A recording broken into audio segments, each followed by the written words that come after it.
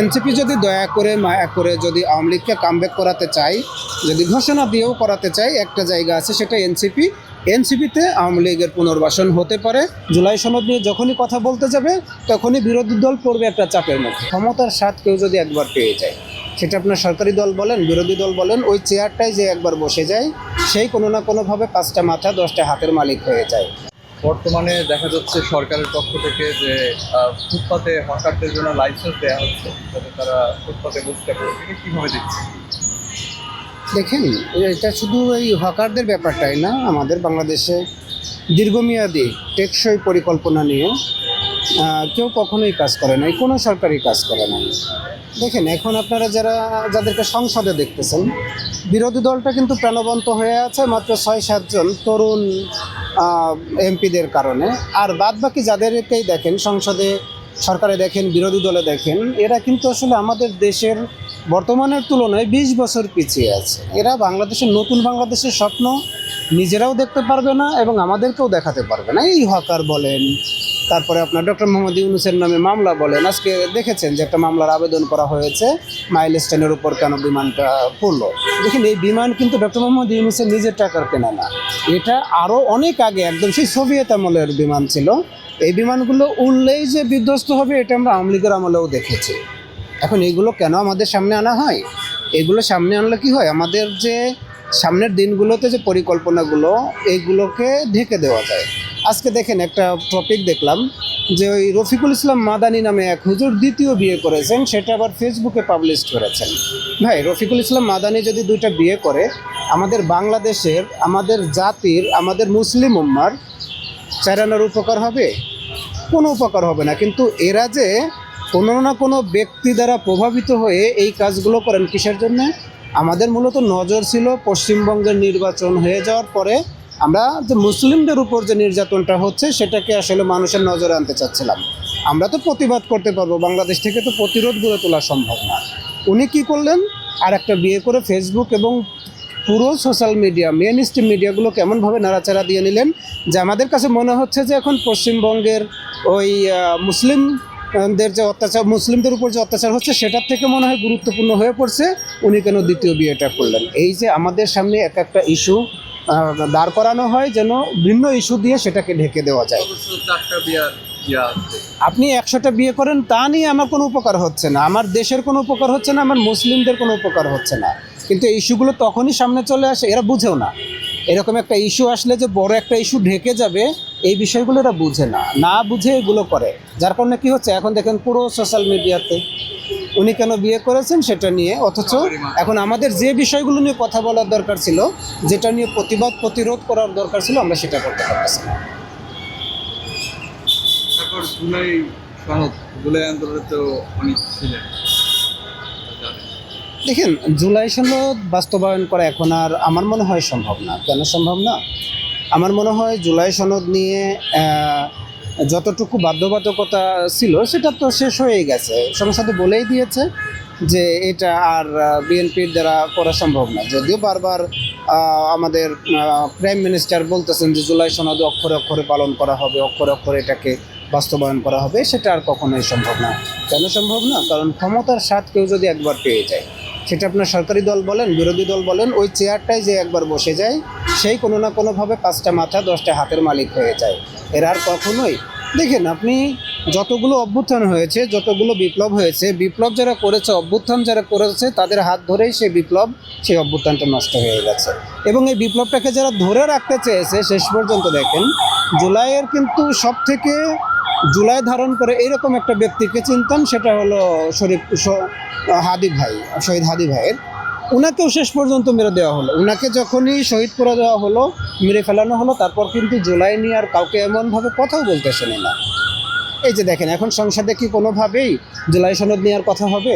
জুলাই সনদ নিয়ে যখনই কথা বলতে যাবে তখনই বিরোধী দল পড়বে একটা চাপের মুখে যে আপনাদের কি আর কোনো ইস্যু নাই? দেশে এত বড় বড় ইস্যু তৈরি হচ্ছে। আপনার হামের আজকের দিনে 1007 জন শিশু ভর্তি হয়েছে, হামের প্রাদুর্ভাব নিয়ে আজকে ভর্তি হয়েছে। এটাকে যদি সামনে রেখে এখন যদি আমরা জুলাই সনদ নিয়ে কথা বলতে থাকি, দেশের মানুষ কিন্তু আমাদেরকে খারাপ ভাবে নিজে। এই জন্য একটা ইস্যু দিয়ে আর একটা ইস্যুকে ঢেকে দেওয়ার নামই হচ্ছে বাংলাদেশ। আমরা আরেকটা বিষয়ে কথা বলি, বর্তমানে ধর্ষণ তারপর এগুলোও দেখা যাচ্ছে যে ধীরে ধীরে কোনটা? ধর্ষণের কিছু ঘটনা ঘটেছে, শুনেছেন হয়তো। দেখেন, আমি তো বললাম যে যারাই রাজনীতি করে এরা দেশের মানুষের জন্য রাজনীতি করে না। আমি সম্ভবত গতকালকে দেখলাম যে আমাদের সারা বাংলাদেশে প্রায় 10,000-এর উপরে হাতিয়ার আছে লাইসেন্স করা। সেই হাতিয়ারগুলো রিকভার করার জন্য ডিসি এবং এসপিদেরকে নির্দেশ দেওয়া হয়েছে স্বরাষ্ট্র মন্ত্রণালয় থেকে। আপনি কি আজ পর্যন্ত শুনেছেন যে হাতিয়ারগুলো, যে অস্ত্রগুলো থানা থেকে লুট হয়ে গেছিল, সেই অস্ত্রগুলো উদ্ধারের জন্য ডিসি, এসপি কিংবা কোনো আইন শৃঙ্খলা রক্ষাকারী বাহিনীকে আদেশ দেওয়া হয়েছে? এটা হলো বাংলাদেশ। আপনাকে বাংলাদেশে বাস করতেছেন, বাংলাদেশে জন্ম নিয়েছেন, আপনাকে আগে বাংলাদেশ সম্পর্কে বুঝতে হবে। দেখেন, যাদের লাইসেন্স করা অস্ত্র আছে তাদের তো একটা বাধ্যবাধকতা আছে, সেটা ব্যবহারের ক্ষেত্রে বাধ্যবাধকতা আছে। যে অবৈধ অস্ত্রগুলো আছে, থানা থেকে লুট হয়ে যাওয়া যে অস্ত্রগুলো আছে, সেগুলো কি ব্যবহারের কোনো বাধ্যবাধকতা কোনো সন্ত্রাসী মানবে, কোনো অপরাধী মানবে? বরং সেগুলোকে রিকভার না করে কী করা হচ্ছে, যাদের লাইসেন্স করা অস্ত্র আছে সেগুলো রিকভার করার ব্যবস্থা করা হচ্ছে। এগুলো যখনই হবে, সেনাবাহিনীকে ব্যারাকে ফিরিয়ে নিয়ে যাওয়া হবে এবং সেটা হয়তো জুনের ভিতরে সেটাকে কার্যকর করা হবে। তার আগে উচিত হবে যে বাংলাদেশে যত অবৈধ অস্ত্র আছে এবং মাদকের বিরুদ্ধে একদম জিরো টলারেন্স নিয়ে বেশ কয়েকটা অভিযান পরিচালনা করা। তাহলে কি হবে, সেনাবাহিনী ব্যারাকে ফিরেও আমরা মোটামুটি একটু শান্তিতে থাকতে পারবো। না হলে কি হবে, আপনাদের মনে থাকার কথা যে কোনো এক সরকার ক্ষমতায় থাকাকালীন সময় সারা বাংলাদেশে একই সাথে বোমা হামলা হয়েছিল। সেই সময় যে মেছাকারটা হয়েছিল, সেই সময়ের যে দেশের ভিতর অশান্তিটা তৈরি হয়েছিল, এরকম আরেকটা অশান্তি আমাদের জন্য অপেক্ষা করতেছে যদি সেনাবাহিনী ব্যারাকে ফিরে যাওয়ার আগে অবৈধ অস্ত্র এবং মাদকের বিরুদ্ধে অভিযান পরিচালনা করে সেগুলো রিকভার করা না হয়। আজ মে মাস চলছে, এটা 5 মে 2013 সালে ভালোভাবে জানে। এই বিষয়ে কিছু বলার আছে?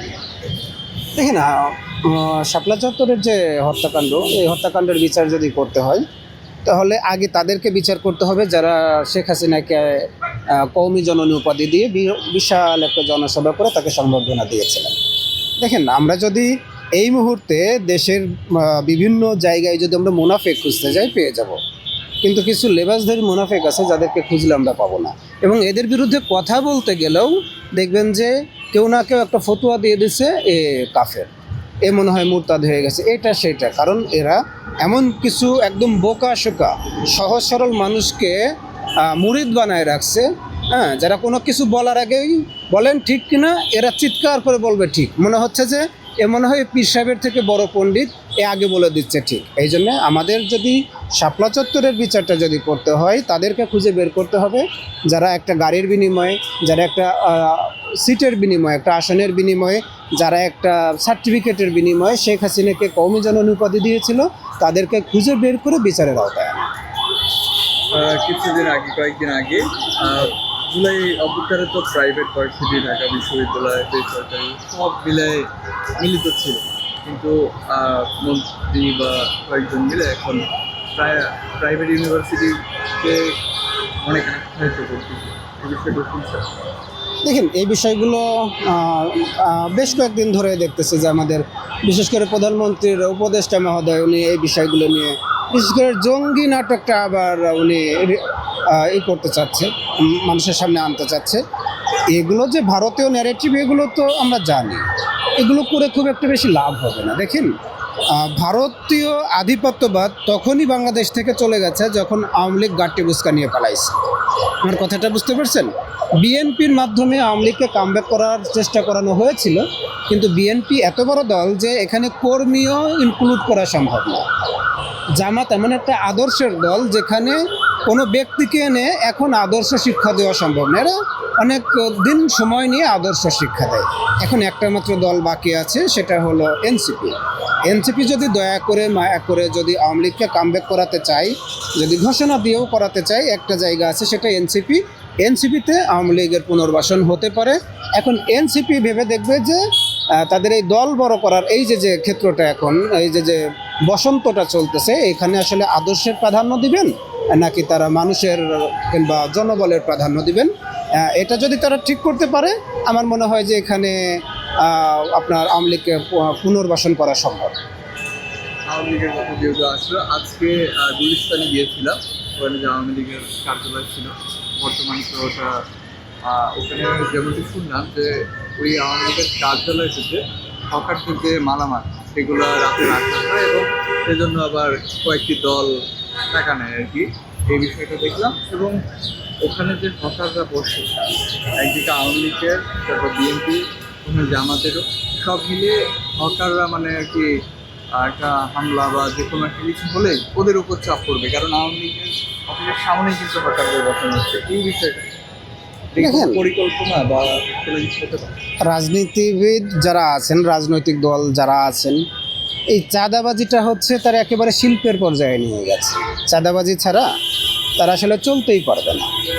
যেমন জামাত ইসলাম কিন্তু ইয়ানত নামের একটা চাঁদা নেয় তাদের নিজেদের কর্মী থেকে, বাদ বাকি দলগুলো মোটামুটি যেখানেই দেখবেন, আপনি রাস্তাঘাটে চলতে ফিরতেও দেখবেন যে চাঁদাবাজিটা চলতেছে। কোনো সরকারের ক্ষমতা নাই এই চাঁদাবাজি থেকে বের হয়ে আসে। শেখ হাসিনার পতনের শুরু হয়েছিল কখন জানেন? যখন বেনজিরকে ধরা হয়েছিল। বেনজির ছিল একটা বটগাছের মতো, বেনজির দুর্নীতির ক্ষেত্রে বটগাছের মতো, ওর আড়ালে ওনার ছায়ায় অনেক বড় বড় দুর্নীতিবাজ ছিল। যখন বেনজিরের সম্পদের হিসাব নেওয়া শুরু হলো তখন থেকেই দুর্নীতিবাজগুলো সাবধান হয়ে গেল যে এই সরকারকে যদি ফেলে দিতে না পারি, কিংবা এই সরকারের পাশ থেকে যদি সরে না যায়, আমাদের দুর্নীতির যে শিকড় আছে সেটা টেনে উপড়ে ফেলবে। এটা কিন্তু শেখ হাসিনার পতনের একটা বড় কারণ ছিল। আর এখন বিএনপির যে পর্যায়ে আছে, চাঁদাবাজদেরকে ওনারা কখনোই আর নিষ্ক্রিয় করতে পারবে না, চাঁদাবাজকে রিপ্লেস করতে পারবে। আমার কথাটা বুঝতে পেরেছেন? এই যে গুলিস্তানে যেটা হচ্ছে, হকারদেরকে একবার উঠিয়ে দিয়ে এখন আবার সাদা দাগ দিয়ে তাদেরকে ওখানে কেউ না কেউ তো টাকা নিচ্ছে, তাই না? ওখানে প্রতিদিন কোটি টাকার বাণিজ্য আছে, কোটি টাকার বাণিজ্য, এটা কেউ ছেড়ে দিবে না। এই জন্য কোনো না কোনো উপায়ে সেটাকে হালাল করার চেষ্টা করা হচ্ছে। এখন আপনাদের উচিত হবে যে আসলে ওখানে যারা বসে আছে কাদের সুবিধা হচ্ছে কাদের অসুবিধা হচ্ছে ঘটনাস্থল পরিদর্শন করে তাদের মতামতটা নেওয়ার সাথে সাথে জাতির সামনে পরিষ্কার হয়ে যাবে যে আসলে ওখানের ব্যাপারটা কিভাবে সমাধান করা যায় এবং আগামী দিনে কী পদক্ষেপ নেওয়া যায়।